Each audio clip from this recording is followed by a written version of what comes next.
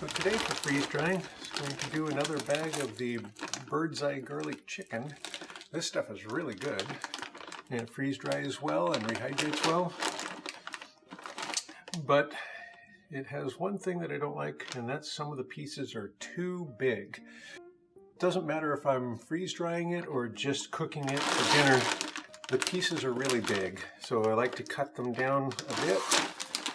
So ahead of the freeze drying, I'm going to go ahead and empty it all into a bowl so I can find the big pieces to cut.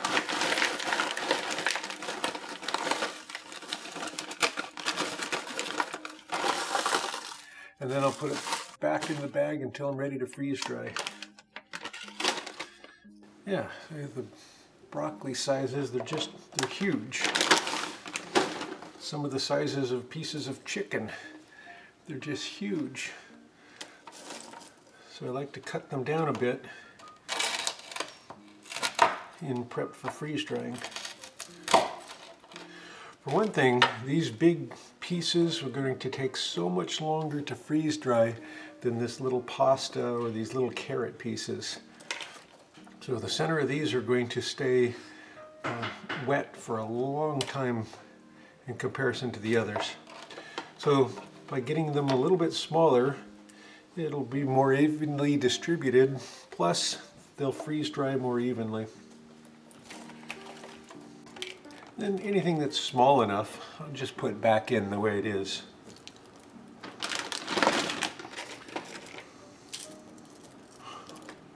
Yikes, this is too cold. I'm gonna put my gloves on. When I'm freeze drying different items, I try to have them similar size, just like you would when you're cooking, so that they'll cook the same speed. Well, same thing happens with the freeze drying. If you have some really thick pieces, they're going to take a lot longer. So if you can get them more similar, they're going to turn out at the same time, or they're going to dry at the same rate. And I'll just chop them up and get them back in the freezer as fast as I can. And the pasta and carrots are all fine. And you can see I'm not making them really small, just trying to get them more bite size. So by cutting them smaller, they're going to be more even, they'll freeze dry more even, and they'll cook more even when we go to rehydrate them. For rehydrating, this will be important also. The weight, the fact that it's 58 ounces. When we go to rehydrate it, we'll know that it should be about 58 ounces with the water we put back in it. So we'll be able to just put it on a scale after it's freeze dried and find out how much water needs to be put back in, and we can write that on the package. Okay, and now put the bird's eye garlic chicken onto the trays. I use 2 trays for each bag. It's going to be very full trays, but it's only 3 pounds, 10 ounces of food, and there's not a lot of moisture in this. Wow, and even after cutting the broccoli, I still left them pretty big. When you're looking how big they are on the cutting board and you're cutting them down, you think you're getting them small. And then you see them back in the mix and my gosh, they're still big. Okay, so just kind of flattening them out so that they're fairly even and good contact on the tray. So then the freeze dry evenly, and now those are ready for the freeze dryer. With the freeze dryer pre-cooled, I'm going to load the food into it.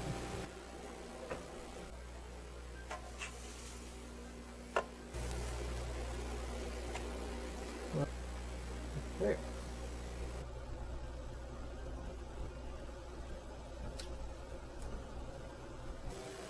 A few hours later, and the freeze dryer is more than 50 below zero.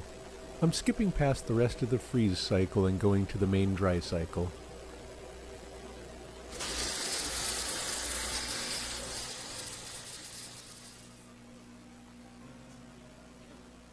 Now I want to get the food out while it's still warm so I can check it for any cold spots.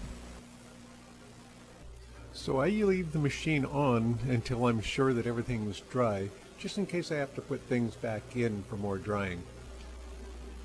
So I'll just close the door and let it sit there until I'm sure that everything's dry.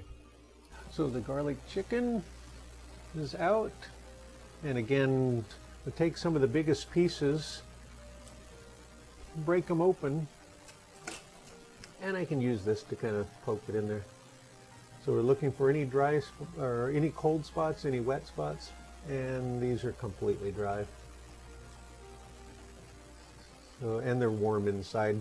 And that's what they should be if you're taking them out while the machine is still warm and the trays are warm. Okay, so everything's warm, everything's nice and dry. I'll take some out another time to show what they look like if you take them out early. Wow, those carrots are sweet. That's good.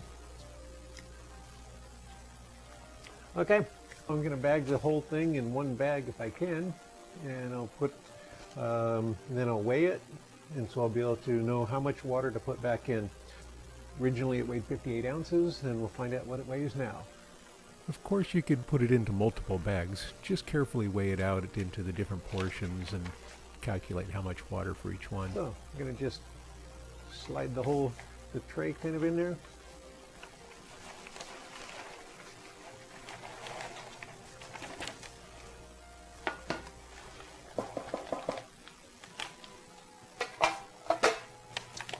Okay, so whole thing's in the bag.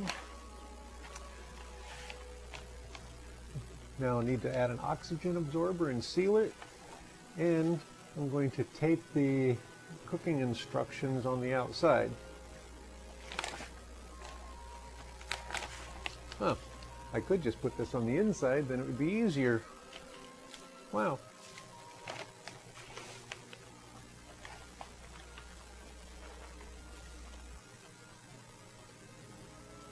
Okay, so we can zero this out.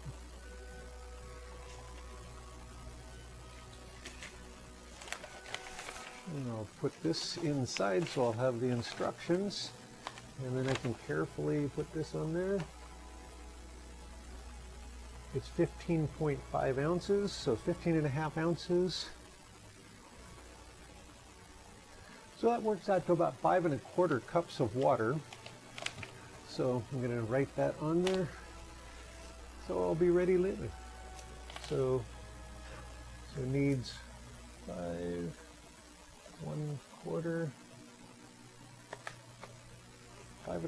cups of water.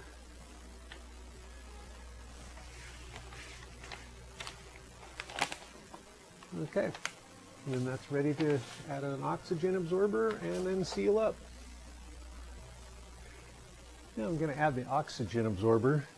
The oxygen absorbers need to be sized for the size of bag that you're using to make sure that it'll absorb enough oxygen. And it's not just the oxygen that can fit in the bag right now. Because remember, about 21% of the air in there is oxygen. We need to absorb all that. But also, we want to absorb the oxygen that's going to be coming in later.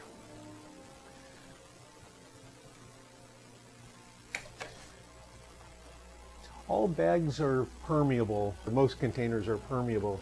So air or oxygen is going to come in there later. So we want to make sure that we get rid of as much air as we can, or much oxygen. If you were high tech, you could nitrogen flush it, like companies do. But you're still going to have to worry about oxygen coming in, because oxygen is going to try to come in that bag forever. So as long as it's sitting on the shelf, you got to protect it. So make sure it's sealed well and has an oxygen absorber. And these oxygen absorbers can absorb quite a bit more oxygen than what they're rated for. Now that I've confirmed that all the food is dry, I can shut off the freeze dryer. I usually let it run until I make sure that everything's dry, which is why you can hear it in the background in most of the videos. And you can see the chicken in the window.